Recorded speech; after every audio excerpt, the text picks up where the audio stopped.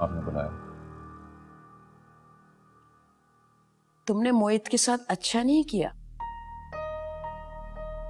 अम्मी, आपको अपने बेटे से ज्यादा अपना भतीजा प्यारा है। वो मेरे हॉस्पिटल में आके मुझे गालियां दे, मारने की कोशिश करे, और जवाबी कार्रवाई में अगर मेरे गार्ड्स ने, तो इसमें मेरा क्या कसूर है? तुमने मुझे डिग्रेड किया है एक औरत की खातिर।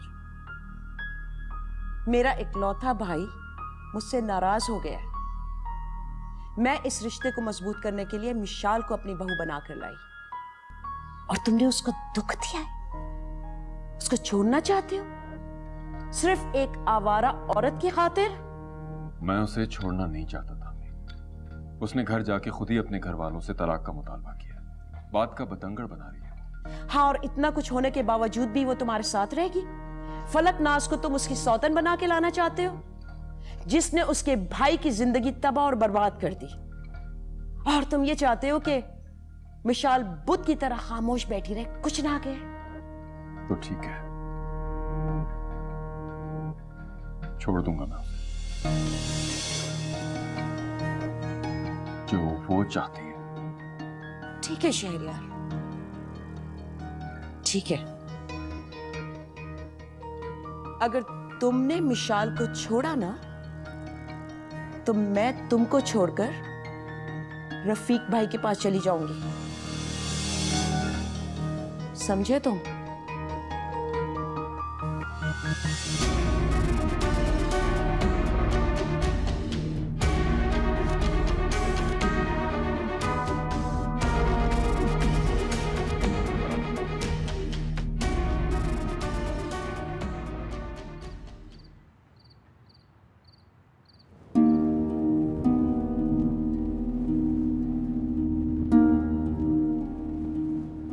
अम्मी का फोन था।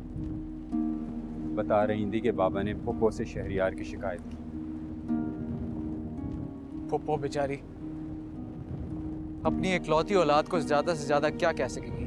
तुम्हें क्या जरूरत थी उससे उलझने की? वो तुम्हें नुकसान भी पहुंचा सकता। और क्या नुकसान पहुंचाएगा मुझे वो? जितना नुकसान वो पहुंचा सकता था उसने पहुंचाया। हमारी जिद को तो मिट्टी में मिला चुका है वो।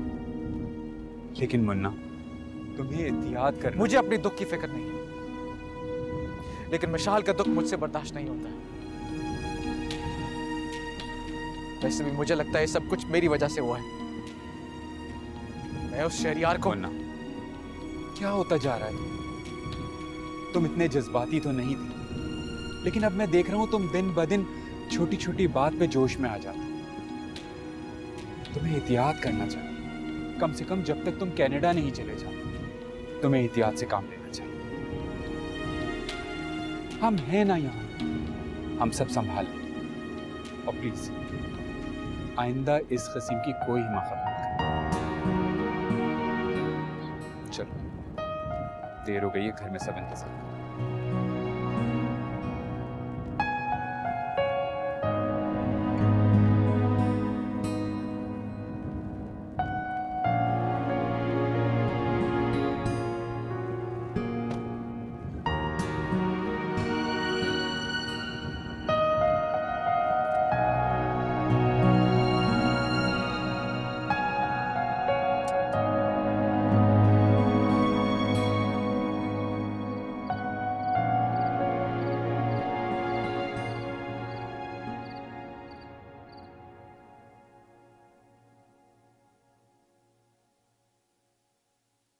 रहीम आ गया?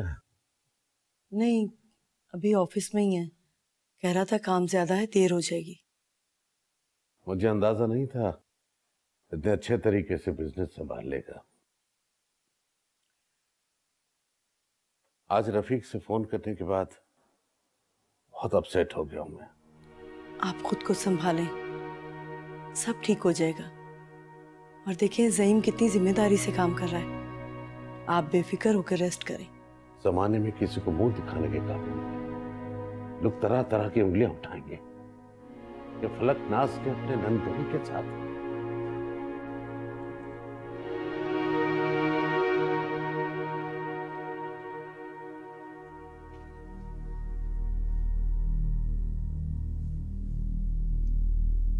मामा, पापा, मुझे आप दोनों को कुछ बताना है। बोलो। आपको क्या लगता है मामा, ये खबर हमारे लिए बदनामी का बाइस बन गई है? अगर मैं तरदीदी बयान दे भी दूं, तभी कोई फायदा नहीं होगा, क्योंकि लोग अखबार पढ़ते हैं, बयान नहीं। इसलिए मैंने सोचा है कि खुलकर बताओ, क्या चाहती हो? क्या चल रहा है तुम्हारे जहन में? शहरयार हमारे घर आना चाहते हैं, मेरा प्रपोजल लेकर।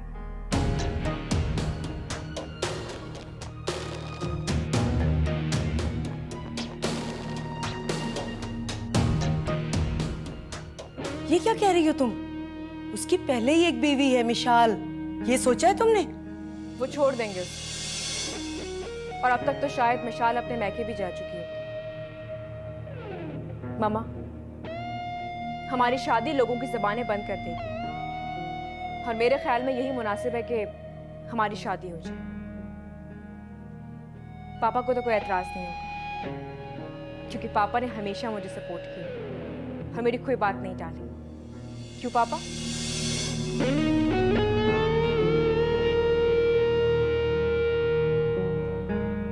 बताएं ना फिर, क्या टाइम दूं शहरयार को?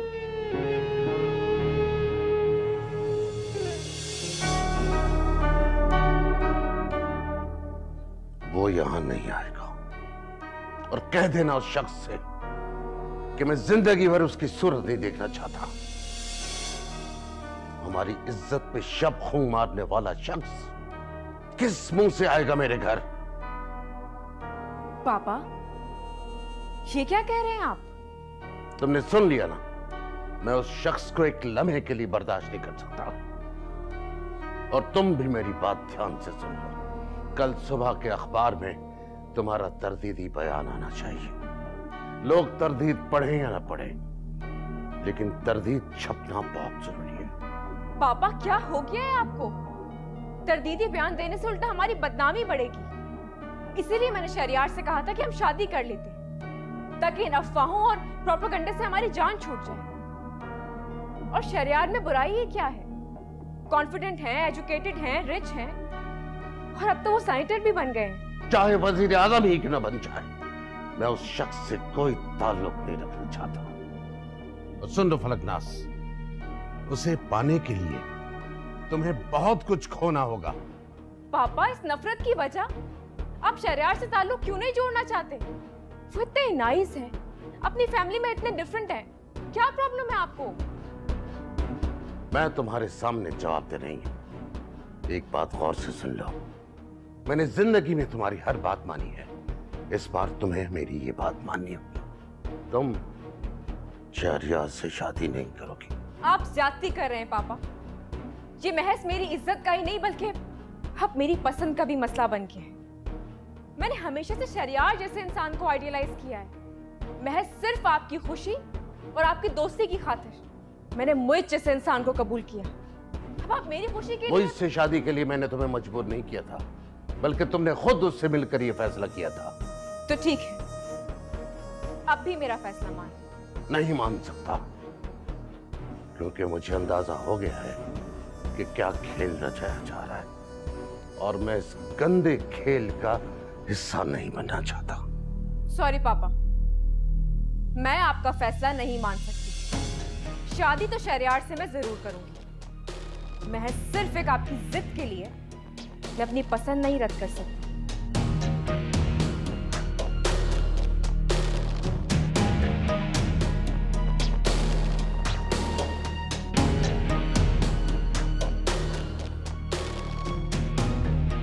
सुना तुमने?